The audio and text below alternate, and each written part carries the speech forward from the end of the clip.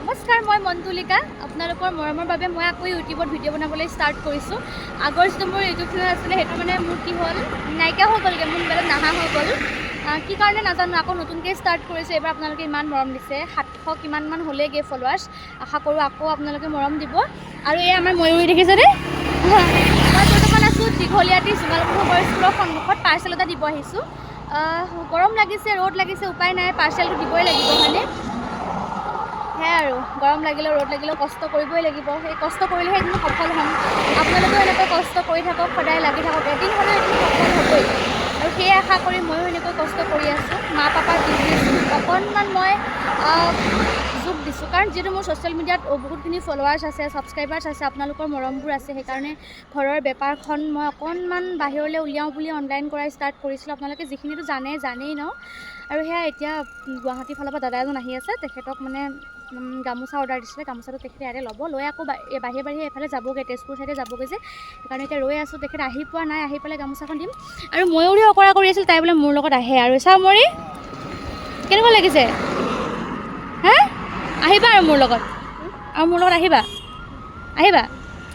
তাই বোলে এলাহো লাগিছে, এলাহ লাগিলে মানে আহিবই। আৰু ভিডিঅ'টো চাই থাকিবচোন দেই। আৰু যিহেতু ইলেকশ্যন হয়, সেইকাৰণে গাড়ী মটৰ একেবাৰে কম, অইন দিনাৰ তুলনাত গাড়ী মটৰ কম। বাপৰে, কি যে ৰিক্সত ৰখি আছোঁ মই, মানে উপায় নাই আৰু। বেলেগ ফালে গ'লেও আকৌ জেগাখিনি চিনি নাপাব, ট্ৰেভেলাৰতে আহি আছে।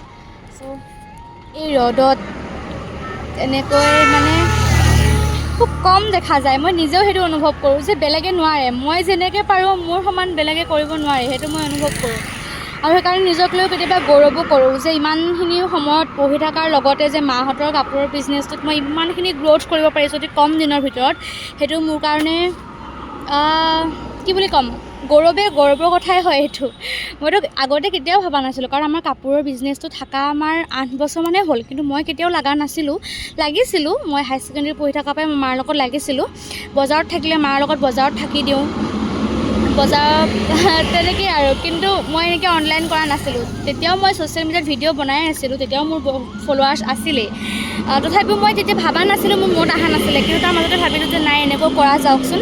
কাৰণ আমাৰ মাহঁতে বোৱা কাপোৰবোৰ, গাঁৱৰ মহিলাসকলে বোৱা কাপোৰবোৰ যেতিয়া মই কাৰোবাক দিব পাৰিম, আমাৰ শালৰ প্ৰডাক্টবোৰ বেলেগক দিব পাৰিম, কিমান বেছি ভাল লাগে। আৰু আজিকালি মানুহে বোৱা কাপোৰ বিচাৰি বলিয়া হৈ থাকে হয়নে?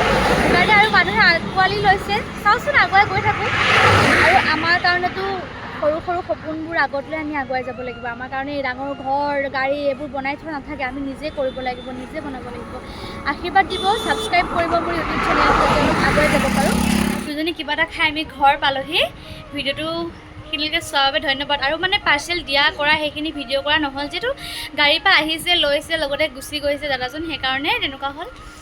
ভিডিঅ'টো এইখিনিলৈকে চোৱাৰ বাবে বহুত বহুত ধন্যবাদ। Bye bye.